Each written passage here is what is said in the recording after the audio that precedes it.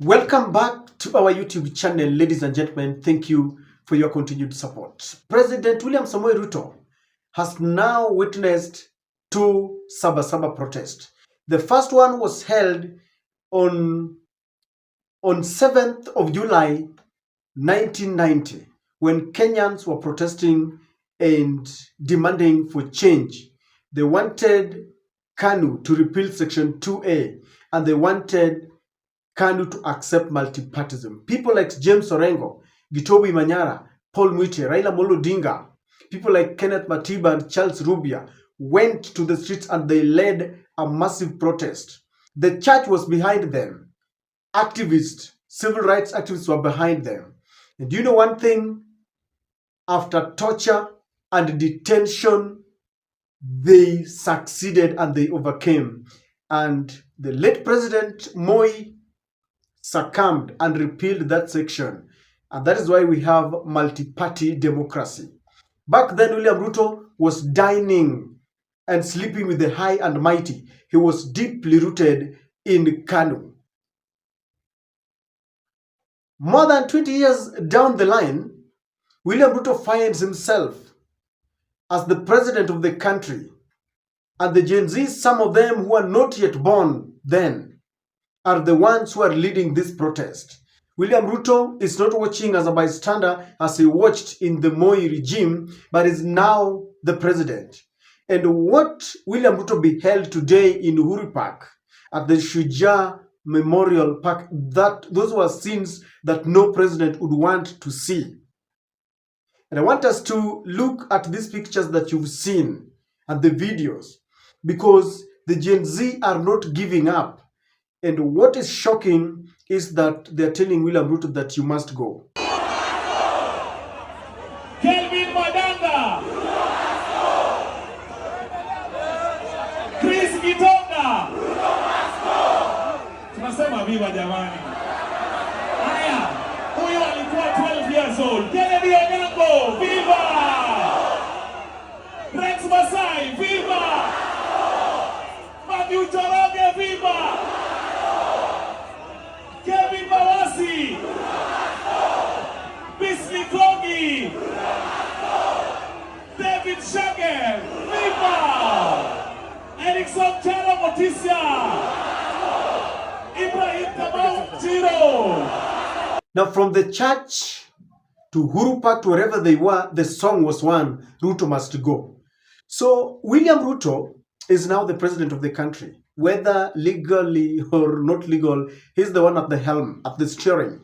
Now, after 1990, William Ruto moved to 1992, where he was part and parcel of the YK92, Youth for KANU 92. And they developed strategies to ensure that KANU won. But the problem now is that William Ruto cannot use the very methods they used in 1992. We are in a new dispensation, we have a new constitution, and the generation that he's dealing with is a different generation. Now, there are a few things that shocked us and shocked William Ruto, and I believe William Ruto will call for a very urgent meeting. Let us look at a few things that were very unique about the crowd that we saw today. We all agree that these are a younger generation. Some of them and most of them were born after us. The numbers that we saw there must worry any politician who would want to capture power for a second time. Those numbers have hosted presidents.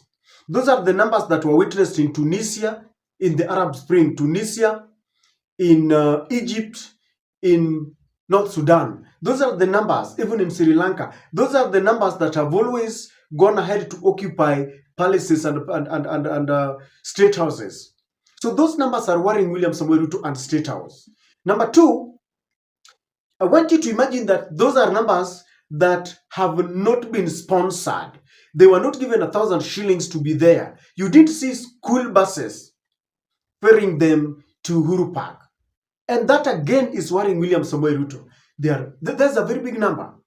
If they so decide that, no, okay, we want to march to State House, I've always told you, you can kill 100,000 of them but 1 million, if they so decide, will occupy State House. If anything, they have occupied Parliament, which is the legislative arm of the government. They have occupied Supreme Court, which is the judicial arm of the government. They visited State House Nakuru, which is the executive arm of the government. They have visited, wamesalimia hizo matawi yote ya serikali. And gentlemen, let me tell you something, ladies and gentlemen. This is coming at a time when William Ruto tried to meet them, both physically and even on space, Twitter. And William Ruto thought that by trying to engage these people, by trying to apologize to them, by withdrawing the Finance Bill 2024, then I have managed them. He even went ahead and shared with us the austerity measures that he wants to put in place, that he wants to implement. Cutting the number of government advisors by half, abolishing, I don't know, some offices at the budget that are going to the First Ladies and Second Ladies office. But the Gen Z still decided to go to the streets. They still decided to converge, and they're still singing Ruto must go. Even if you are President Ruto, you will be so much worried because you have withdrawn the finance bill that triggered all these demonstrations. You have told them what you want to do. He tried to unleash Shalin Ruto meeting some imaginary presidents of youth in 47 counties. Yet with all this, despite all this, they still emerge as people who do not want to be hoodwinked again. They can't be deceived. And from where William Ruto is, I know he's trying to figure out, what can I do with this generation? Because you cannot employ fallacy to deal with them. These are people whom you must deal with by being honest. They're telling William Ruto, anytime William Ruto talks, they tell him, until we see you implementing those that you've said, we will not trust you. And it is very difficult to deal with them. In fact, they're saying, we are not our parents. That's what they're telling William Ruto. And those are very worrying trends. When you believe in deceiving people, telling them to make tenga, we have put aside such money, this is what we want to do. You know, they have listened to Ruto for a decade. When William Ruto was a deputy president and when he was now campaigning, and they listened. Both the coded and direct messages. Now they are telling William Ruto, you've said so much. It is time to implement what you said. Ladies and gentlemen, these people have got the backing of their parents, the backing of the church.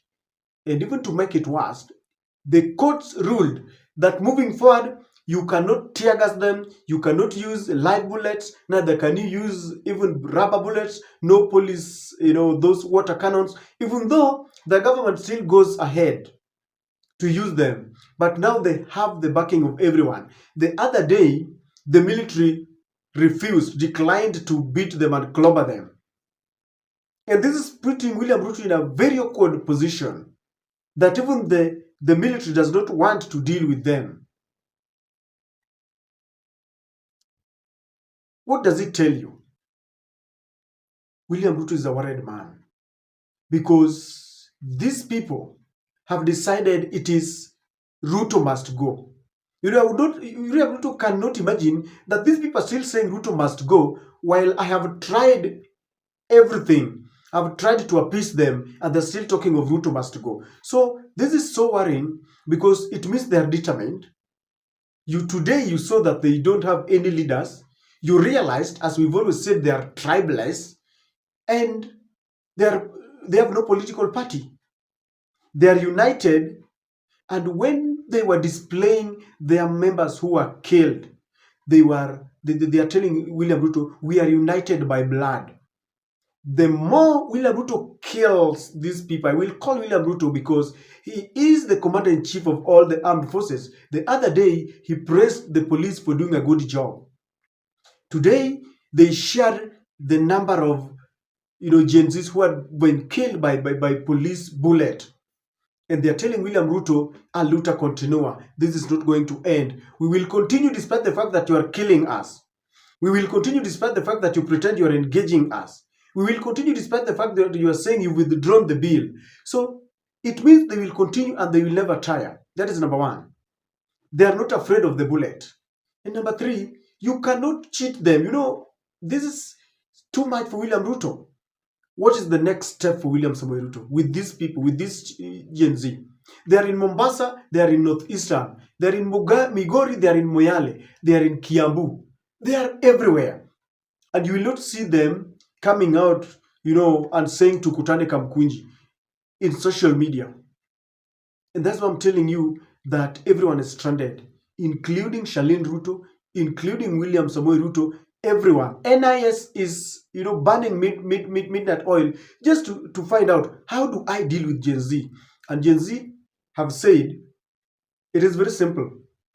Dissolve the cabinet, eradicate corruption, abandon wastage, stop traveling anyhow. Don't bring us the sea. All those things that William Ruto said, oh, nimekubali, they're saying implement them. And I saw the police keeping away. Those numbers are worrying. What do you think?